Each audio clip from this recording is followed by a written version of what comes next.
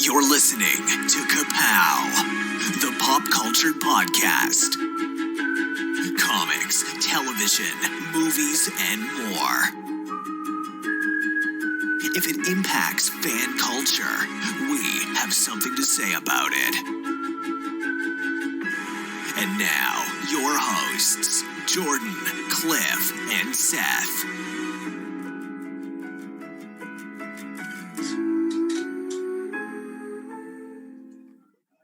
Hello, everyone, and welcome back once again to your friends at Ka-Pow, the pop culture podcast. My name is Jordan Lowe.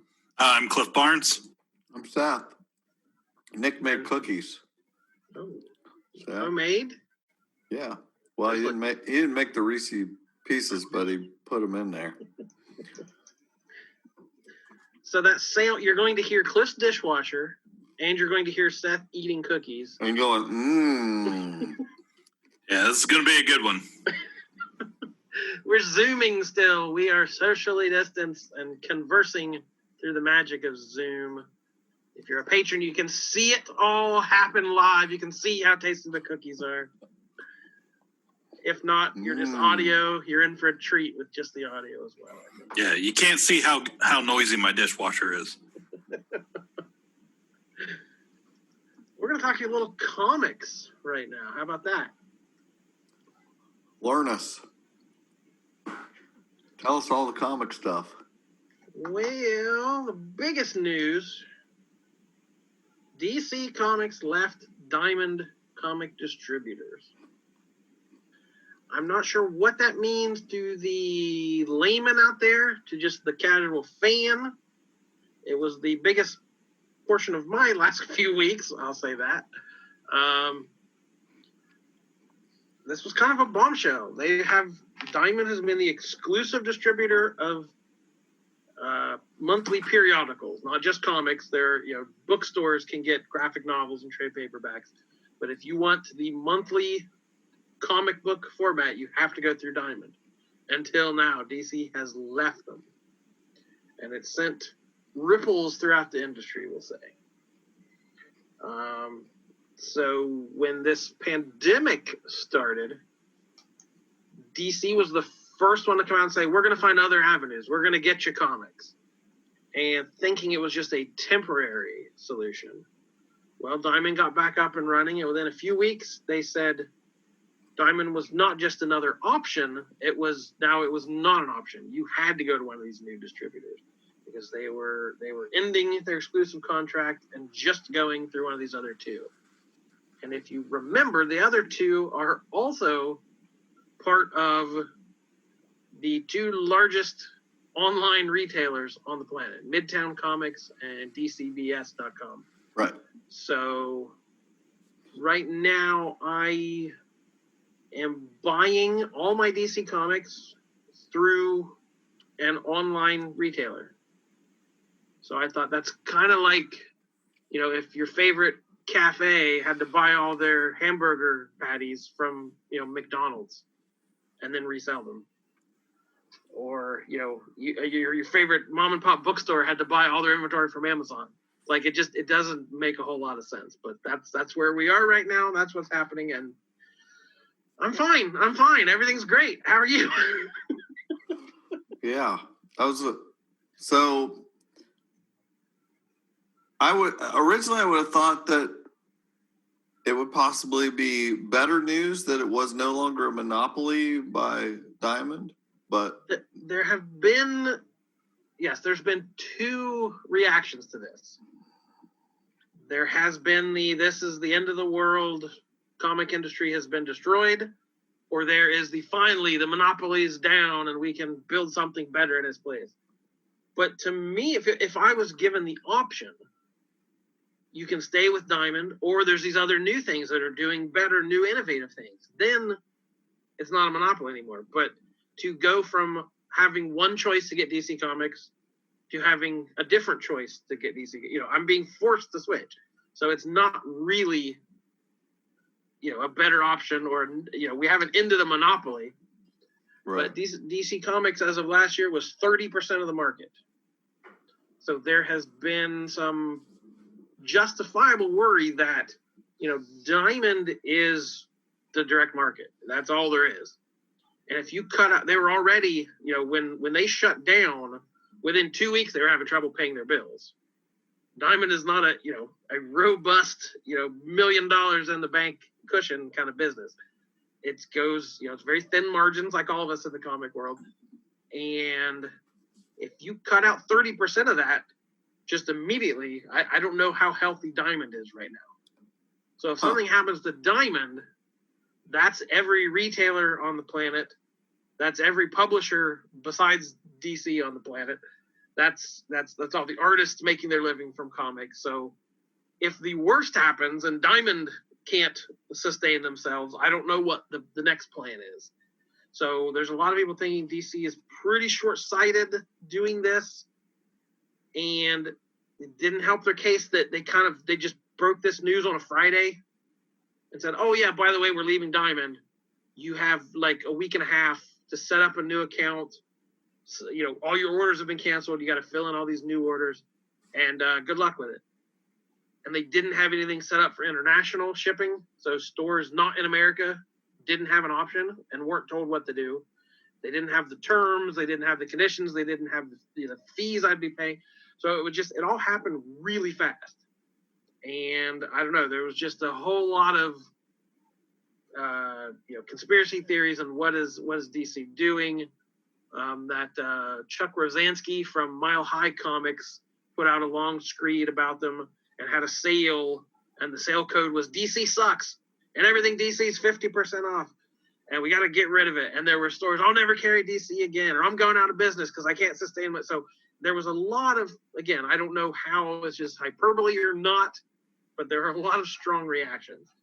But I personally, I don't think most people care where the book, they just want to go in the store and see their books.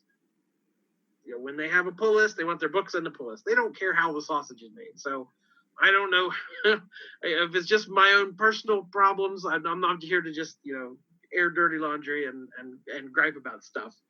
And, I signed up for the new place. I put an order in. I'm making it work. We'll see how it works. I haven't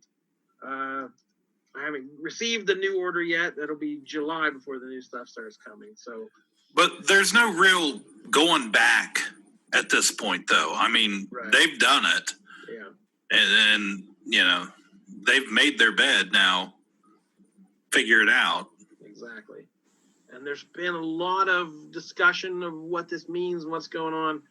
And at the same time, there's this breaking news of this. There's going to be this new digital push from DC. They're going to start, doing more exclusively digital books and digital first books. And there's this renewed interest in selling books in Walmart, repackaging older stuff or trade paperbacks or whatever, getting them more into Walmart. The bookstore, they've had good success with their younger readers, digest sort of sized books, and getting those into libraries and bookstores and things like that. So this feels to some people like this is just DC giving up on the direct market. That with the AT&T takeover, they bought Warner Brothers. Warner Brothers had a whole bunch of movies coming out this summer that are now not coming out. So that's a whole lot of debt AT&T just took on. So, hey, we have to cut any corner we can. And with comic books, how important are comic books? We can squeeze that side of things a little bit. Wow. It just seems unfathomable to me that they could just not possibly could cut a lot of that out and just not do them anymore. This was my worst fear when this stuff started getting so profitable and being bought out by these giant companies that, again, somebody looks at it and says, if we sell X amount of these things at Walmart, at every Walmart in the country in a month, that's basically what all these dumb stores are making for us. This is way easier to just sell them to Walmart, sell them digitally, sell them to bookstores. Like, why are we even worrying with this antiquated old system of monthly periodicals? It doesn't make any sense. So but isn't most of those sales direct market? Yeah, but it's not enough. These aren't the movie. This is not the $1 billion movie industry. It's still small potatoes comparatively. But yeah, there's not a big subscription market, mail order subscription, that sort of stuff. So yeah, the biggest market is still comic shops. But I can't, if they're looking at the future and thinking we have to diversify, we have to, we have to do more things online and more things direct to consumer. Like, yeah, you have every right. You're a $1 billion company. You should sell your books however you want to.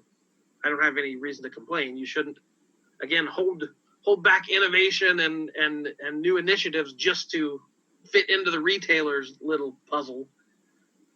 But again, it just seemed, I didn't get a strong business plan from them. It just seemed like everyone's distracted with this virus thing. Let's just do it now. Hurry. And they feel like they're trying to get away with something, which is my biggest negative with it. Is there still the real possibility, like you mentioned, that now with DC gone, Diamond ends up going out of business and just some other company exactly like Diamond comes on board, or maybe they're backed by AT&T or Warner Brothers, whoever, and they just step in place of Diamond? Yeah, a lot of people have asked, does DC have any skin in the game? Or do they own any part of these distributors or not? And no one has got an answer to that. So we don't know why DC pushed these other two, if they are like part owners of it or what it is. But yeah, there's right now there's no other option than Diamond. Someone would scramble and figure it out. But what happens in the meantime? I don't know. The interesting thing, though, is I read a book this past week. I will hold it up to the cameras if you're watching. Oh, yeah. Comic Wars, Marvel's Battle for Survival. Turn that sideways. I want to see the thickness. The other way. There you go. It's like it's 300 pages. Give me a page example. There's not a whole lot of pictures. Yeah. Author How do you tell what's going on? Author Dan Raviv, published in 2002.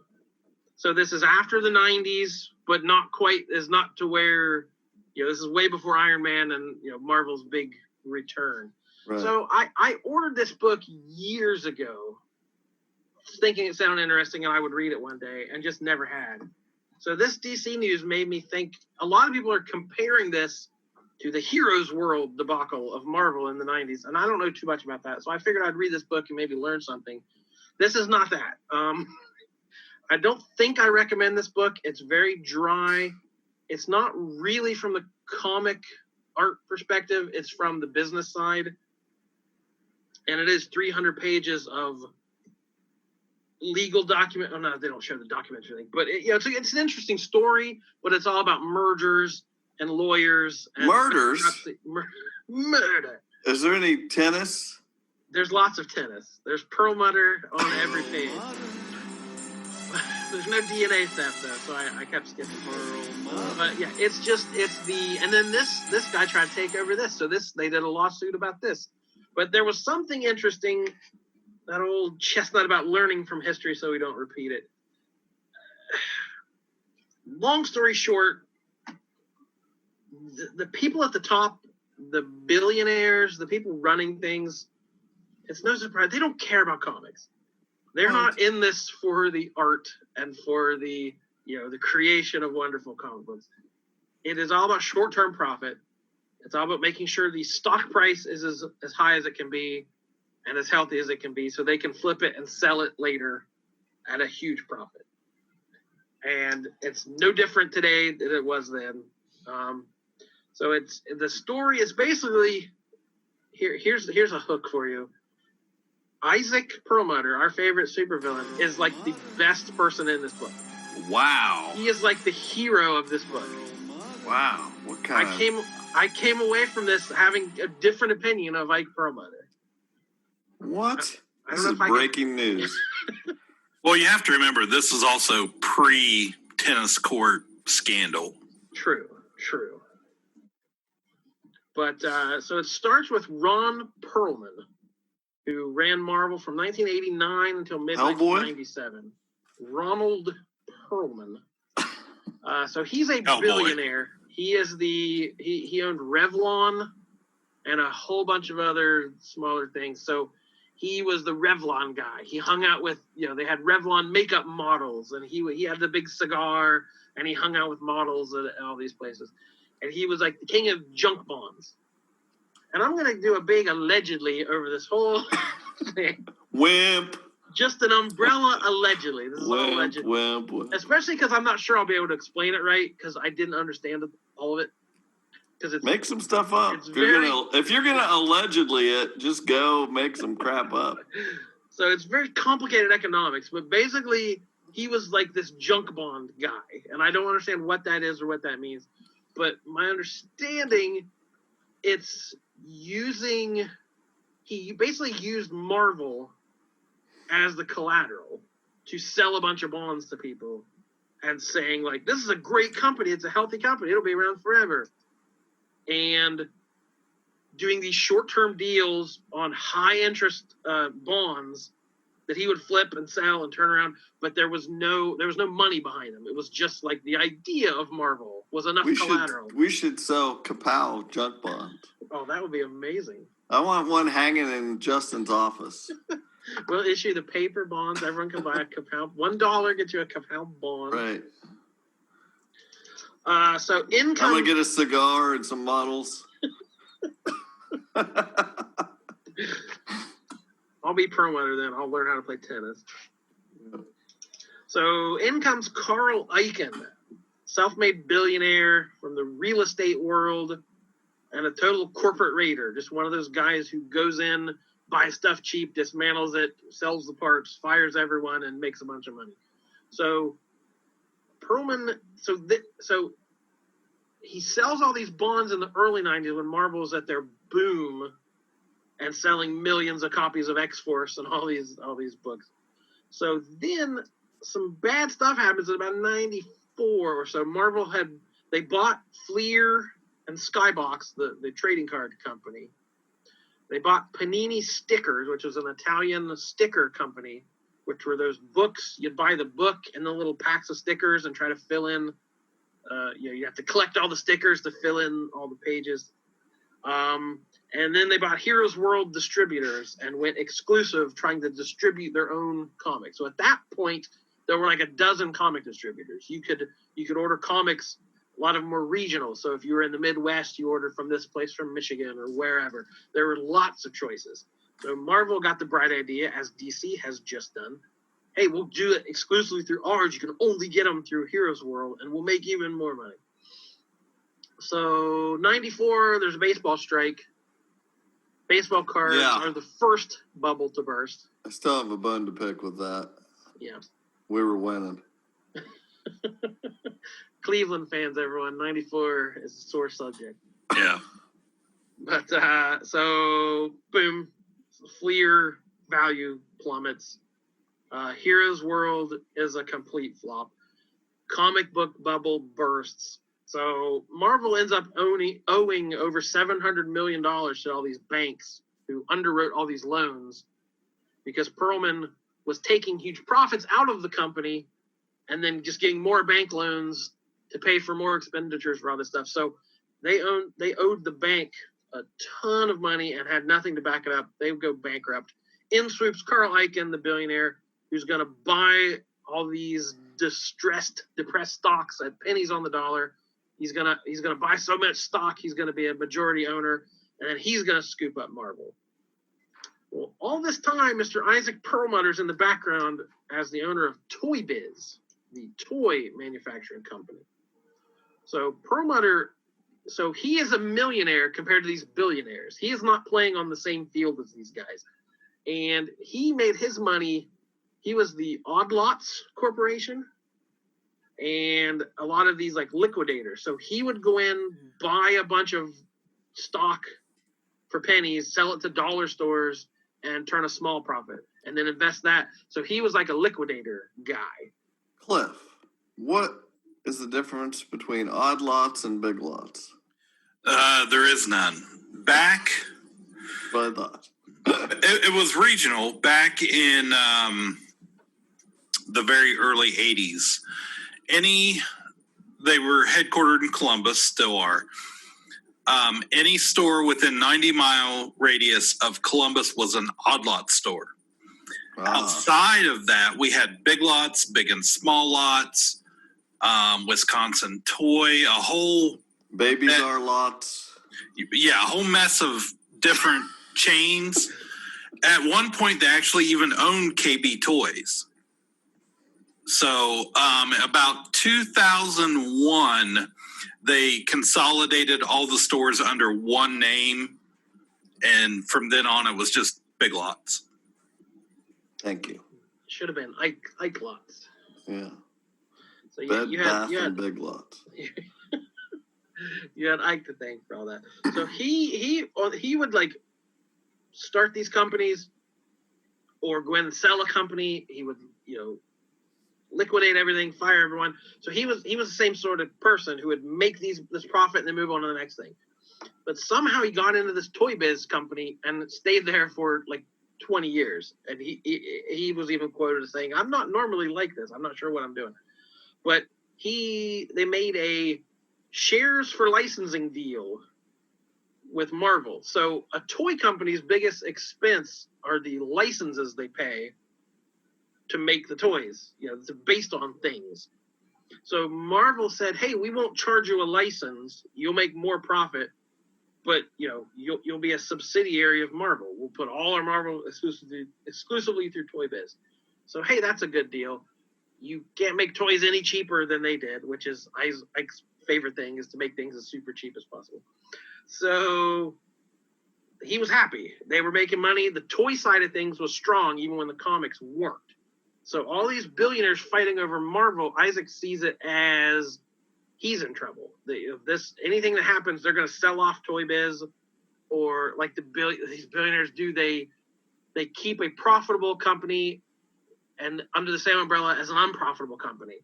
So then you can write off the losses and not pay taxes on your profitable company, because look, this other company lost a whole bunch of money, and it's all corporate nonsense, and it's all frustrating and infuriating. But anyway, there's this like 5-year lawsuit, this bitter fight between all these guys.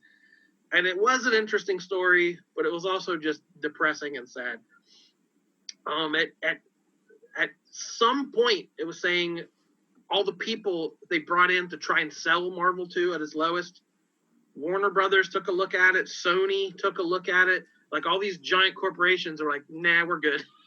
we don't need Marvel." So Marvel was in a very real sense could have just died and stopped publishing.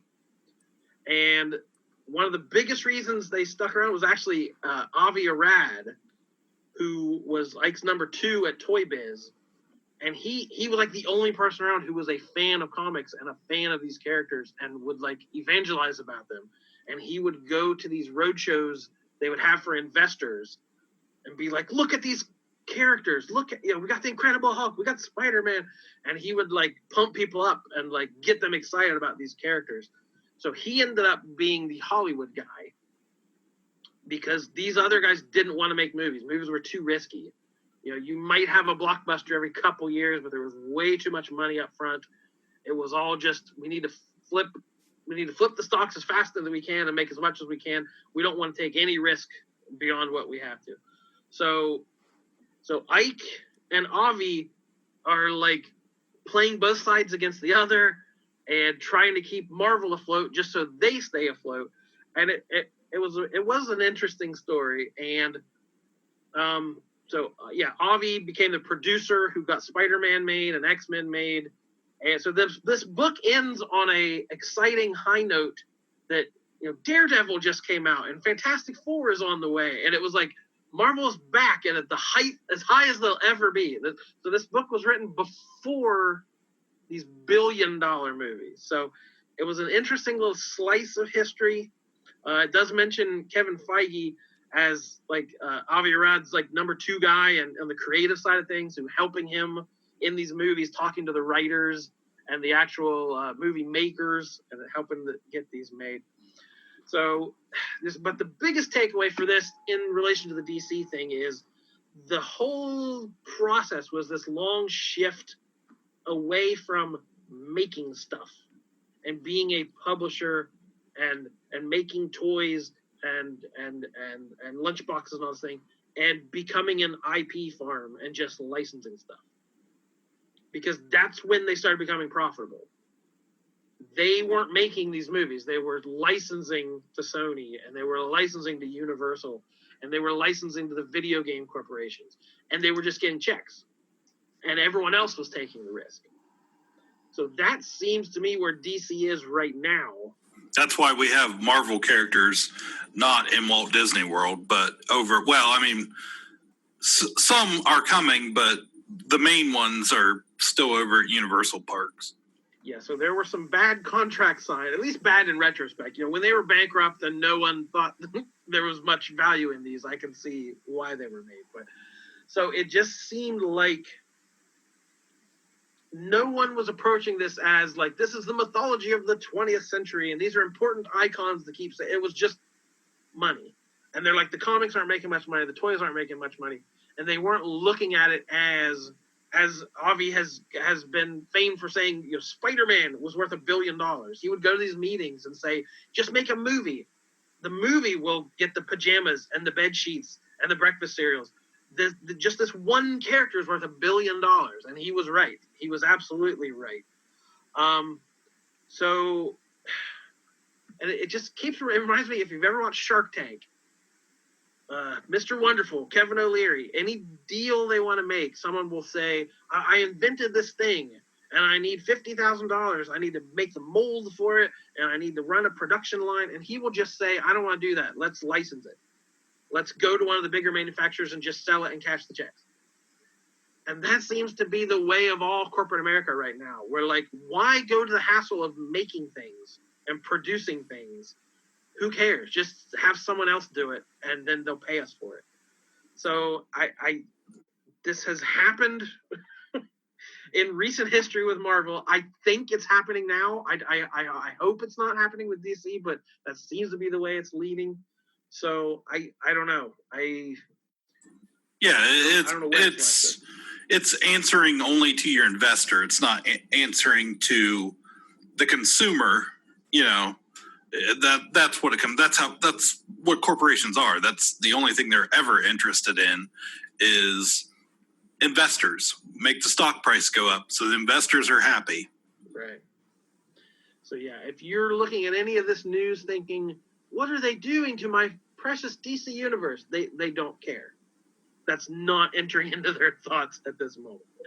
Somebody down the chain, probably 50 links down the ladder, is worried about that, but it's not the people at the top. And again, I don't know if that's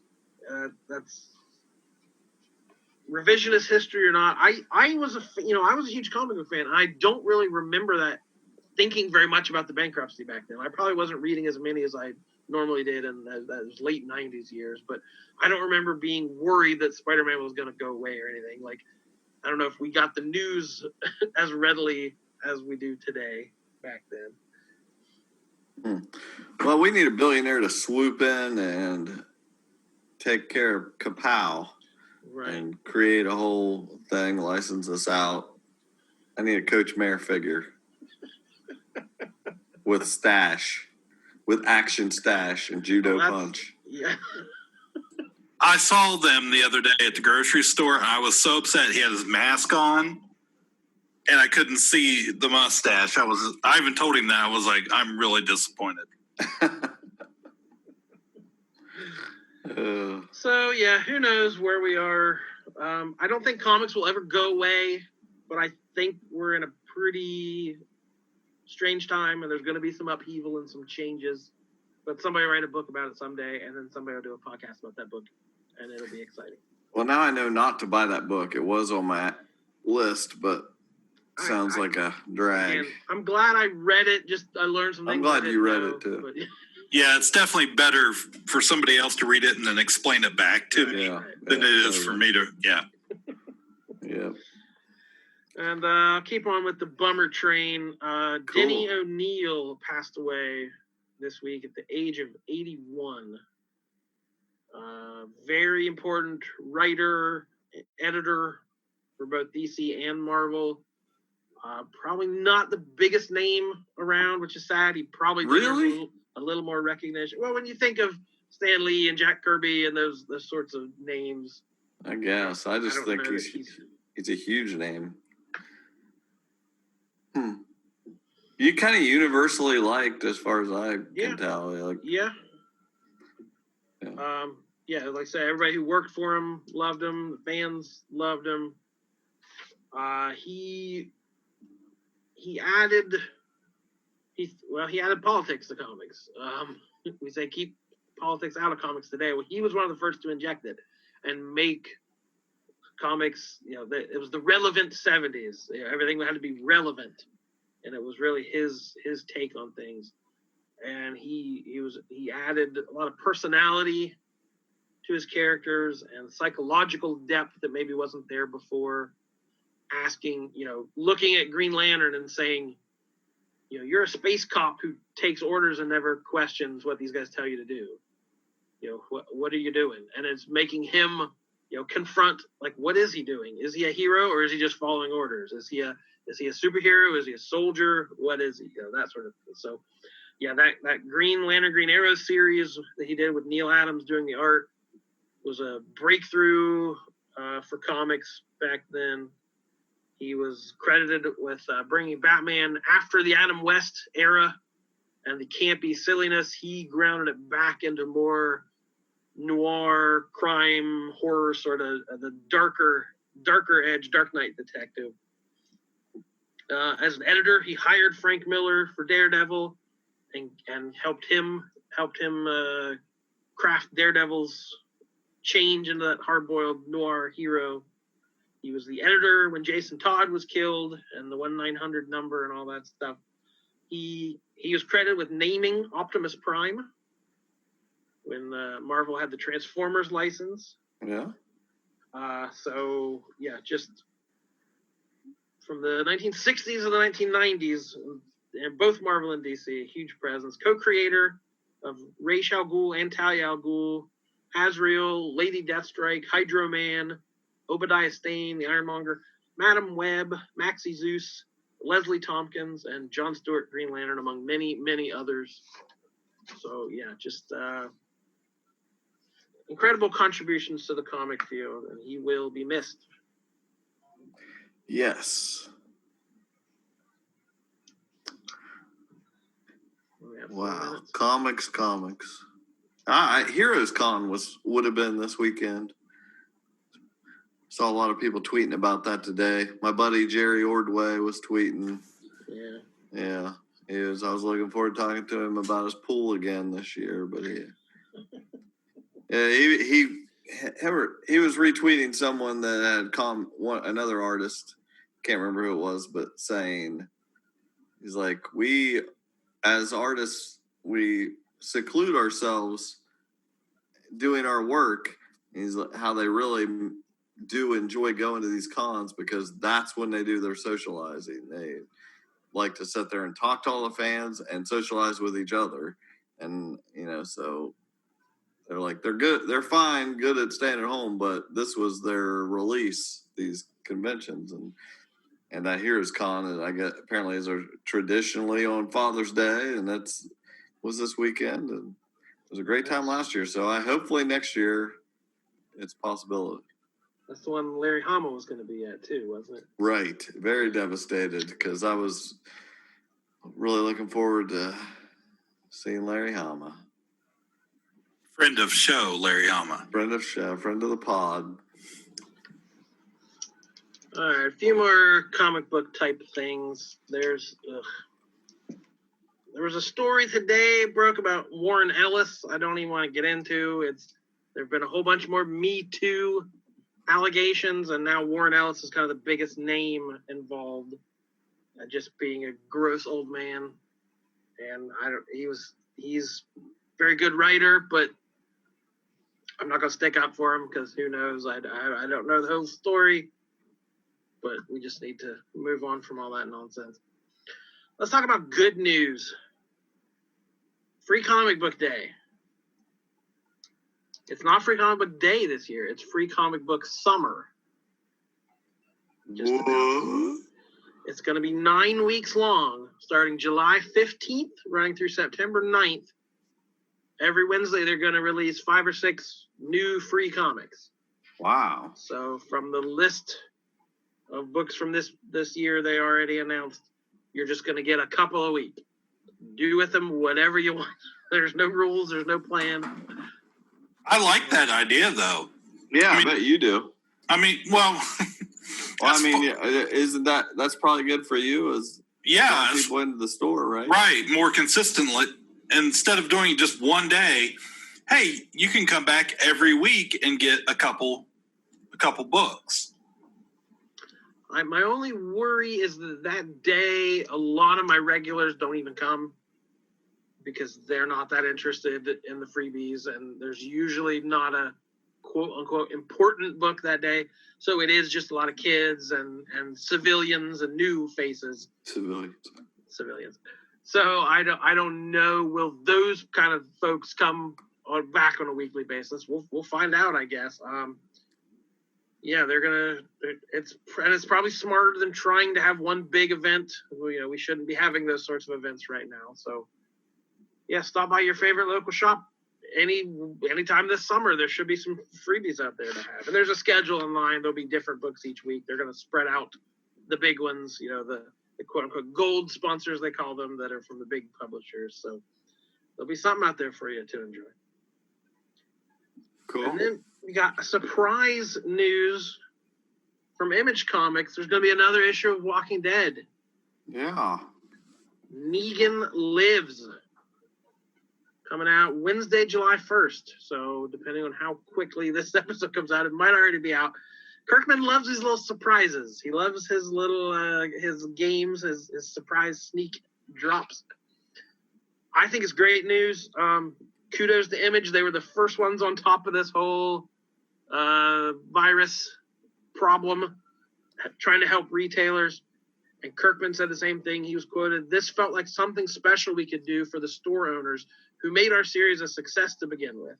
To that end, I'm happy to report that 100% of the revenue generated from this book will go to the stores selling it. The retailer community does backbreaking work to get comics into the hands of our loving fans. We should all be doing more in these trying times to show them how appreciated they are." Unquote. Preach it, Robert Kirkman. So this takes place after the final issue of Walking Dead. Negan was not seen since issue 174. He had a confrontation with Maggie. There's a dramatic moment, and Negan's not seen again. But then in that final issue, and the little essay Kirkman wrote in the back, it said, "P.S. Negan lives." So there was always that little hint he was going to follow up on it somehow. I think he just used this opportunity as a good reason to do it. And they just secretly announced it. It's coming in, a week after the announcement. They matched it to my orders. Whatever I ordered for that last issue of Walking Dead, they're sending me that many Negans, and they're sending them to me for free. So it's all profit for me, and that's an awesome.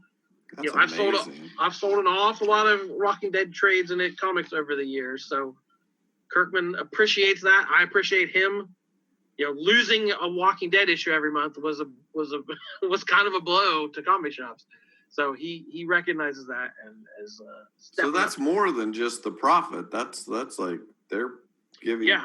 If they're getting to you for free, and they're crediting the shipping as well. I don't even have to pay for the shipping though. What? It's too much. Kirkman's good people. You're gonna get spoiled.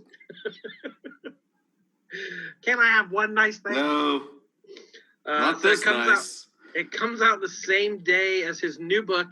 See, here's where it gets you. Oh, wait a minute. His new book, Firepower, with Chris Samney. The same day the Prelude original graphic novel comes out, and the Free Comic Book Day #1 issue comes out, is the day this comes out. So if you're a Kirkman fan, head to your favorite comic book shop, get a free Firepower #1, and pick up Negan's story and support your local comic shop. And, all free. Free for everyone. Oh, wait. No, I mean, it's $4.99 cover. Oh, wait a minute. The big summer events have started. Marvel has started Empire. Oh, with a Y. Empyre, Empire. This is the whole Kree Skrull thing going on. The Kree Skrull thing, the famous Very Kree famous. Skrull thing. Right. So we've just had the preview issue. It actually hasn't come out yet, but it will by the time this airs. So the Kree and the Skrull have united under a new emperor, and they've got a fleet of warships headed toward Earth. The Avengers are on the moon, ready to do battle.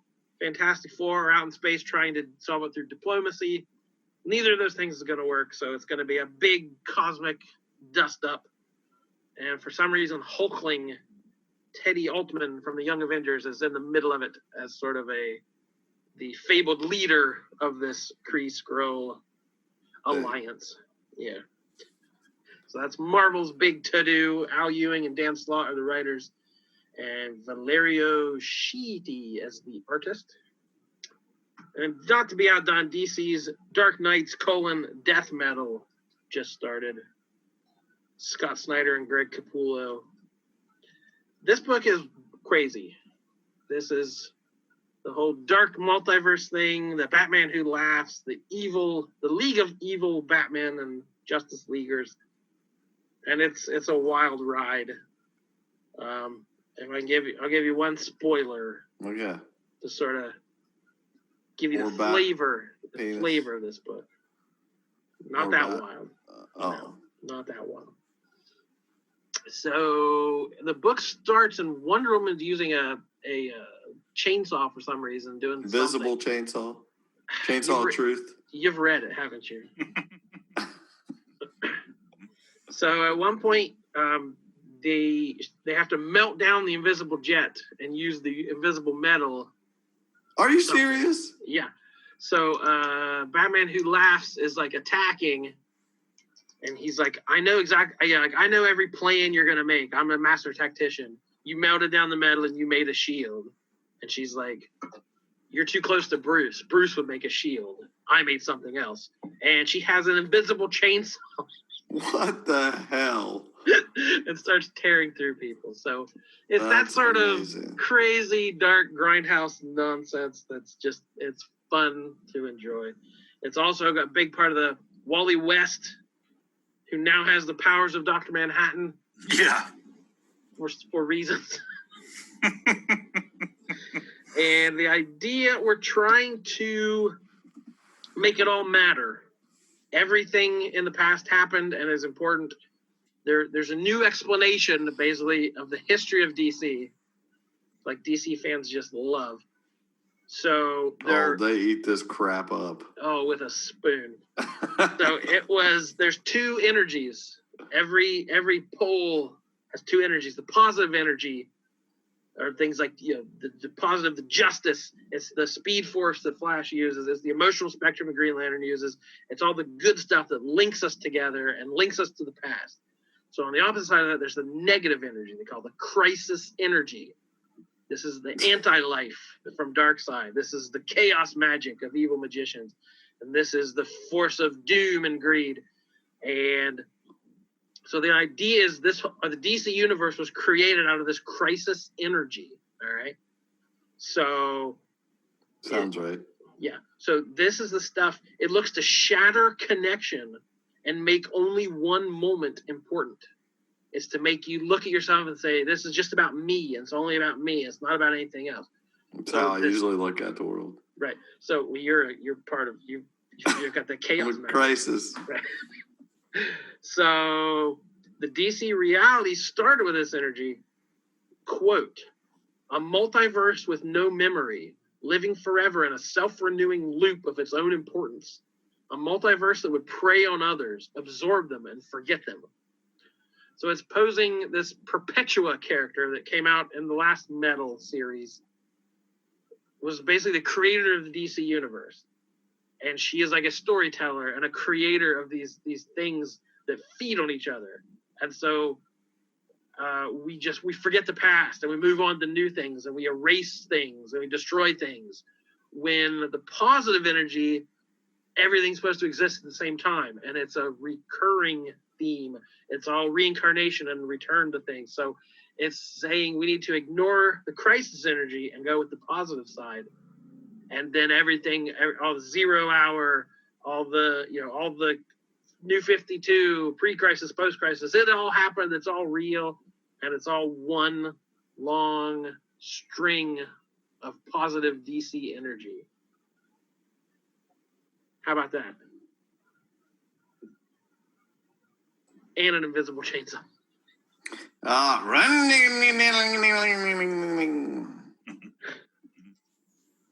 That's good stuff.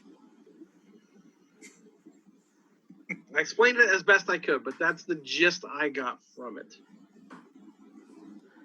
Oh.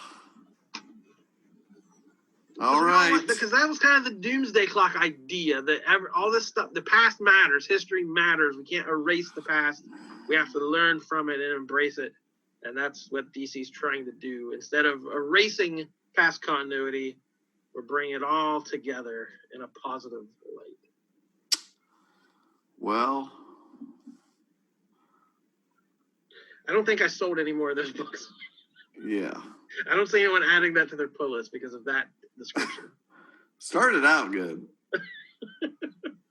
But the story's fun. It's Swamp Thing running around. It's a bunch of different Batmen. There's a Batman whose brain is in a robotic T-Rex. So there's that going for you. Yeah, you should have talked more about that in the chainsaw. So it's fun and silly and wild, but it's trying to add some more stakes to the DC universe as well. So how about that? I feel like that's a positive ending for this depressing episode. Yep, sounds good. All right, comic books, everyone. They're great.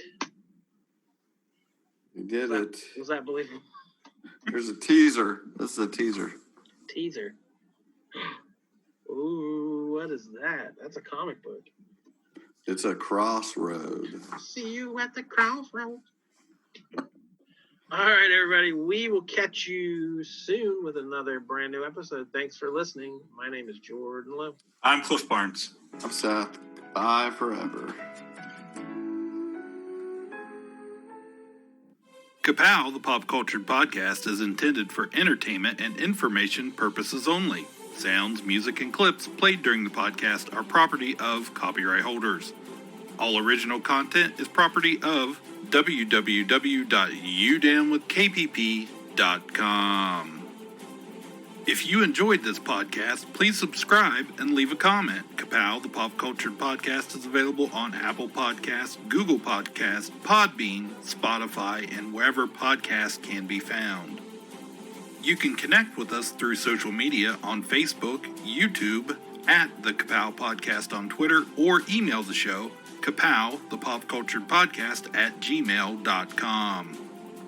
If you really want to go the extra mile, please sign up to be a patron through the Podbean app or our website, www.udownwithkpp.com, to receive special content and early access to some episodes. We are grateful to anyone that chooses to contribute, but please know that most of our content will always remain free. So please continue to like, comment, and share.